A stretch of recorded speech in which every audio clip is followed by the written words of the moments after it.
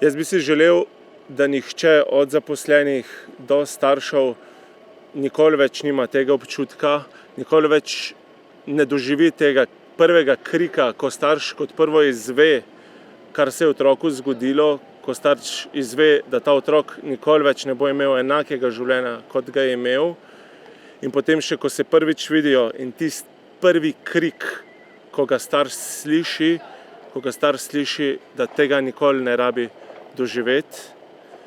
To so moje želje, no. To so moje želje.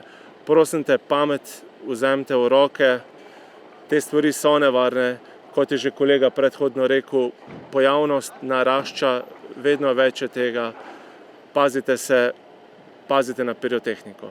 Tak, zdaj pa predajam besedo še dr. Šparašu.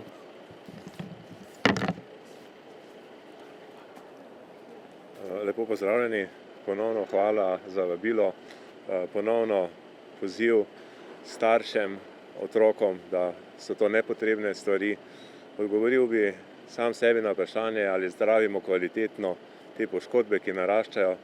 Takšne poškodbe se ne pozdravijo popolnoma nikoli.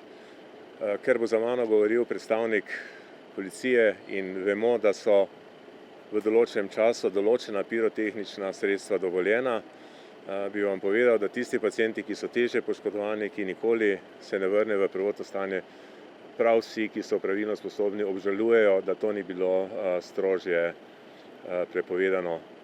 Obstaja tudi, ponovno prihaja čas, ko so otroci prepuščeni bolj sami sebi, razen drugače nalezljivih elektronskih medijev, gre tukaj za eksplozivna sredstva, ki na žalost povzročajo trajne poškodbe.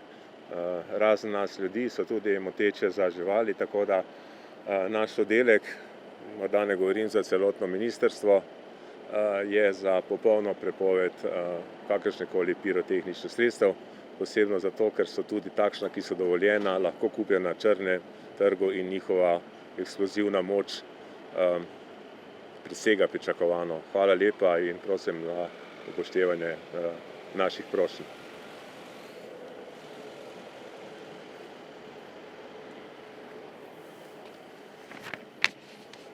Lep pozdrav.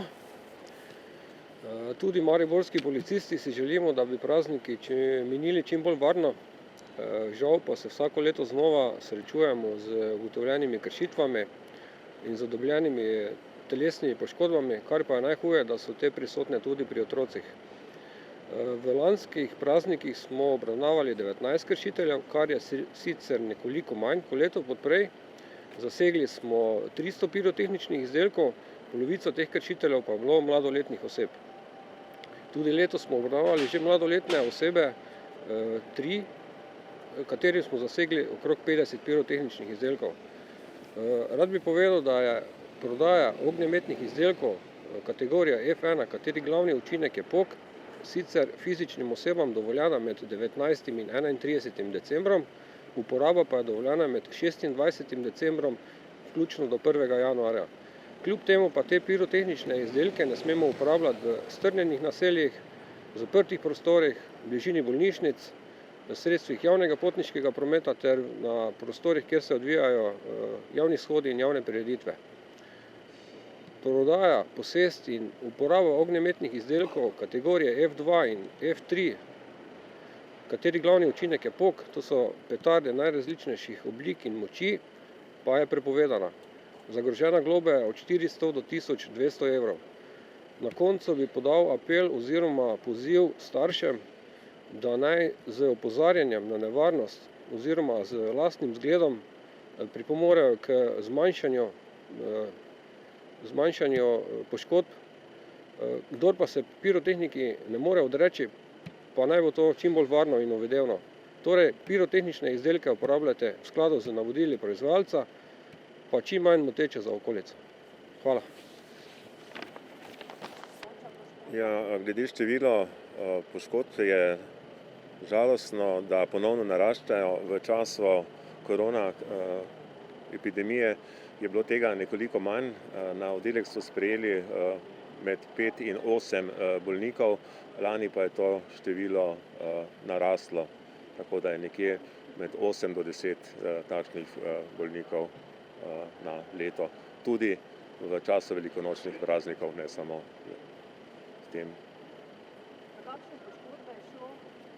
Na našo direkt so sprejeti ponavadi bolniki, ki imajo poškodbe rok, gre za hujše poškodbe, amputacije, raztrganine ali pa takšne poškodbe, ki kasneje ne dovoljujejo popolnega delovanja roke in pa opekline, kar se zgodi tudi pri manjših eksplozivnih sredstvih, ker pride do tega, da iz objestnosti v neko osebo nekdo vrže petardico, ki zagori, tako da so tudi opekline del tega dogajanja.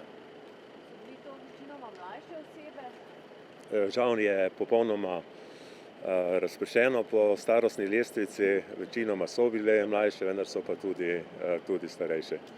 Ponavljam pa ponovno, da vsi, ki premislijo, jim je žal, da je to bilo sploh dovoljeno, tako da bi jim bilo ljubše, če bi vedeli, da do tega niso upravičeni in da to njim ni dosegljivo.